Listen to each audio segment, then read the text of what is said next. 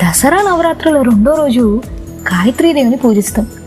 గాయత్రీదేవిని సర్వదేవతా స్వరూపిణి అంటాం. గాయత్రి మాత వేదాలకు దేవత.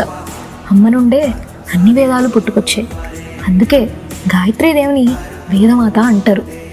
గాయత్రి మంత్రాన్ని 4 వేదాల సారాంశంగా అభివర్ణించారు. గాయత్రి మంత్రం చదివితే చాలు అజ్ఞానం తొలగిపోతుందంటారు. ఈ గాయత్రి మంత్రాన్ని ఒకరోజు బ్రహ్మదేవుడు గాయత్రీదేవి అనుగ్రహంతో తన 4 నోటుల ద్వారా 4 వేదాల రూపంలో గాయత్రి మంత్రాన్ని వివరించారు. దీంతో గాయత్రీదేవి సంతోషించింది. ఇక విశ్వామిత్ర మహర్షి తన అనేక సంవత్సరాల భక్తి మరియు ధ్యానాలకి ప్రశంసించి గాయత్రి మంత్రాన్ని ఇచ్చారని చెబుతారు. గాయత్రి మంత్రాన్ని సామాన్య ప్రజలలో వ్యాపింపజేసిన ఘనత మహర్షి విశ్వామిత్రులకే దక్కుతుంది.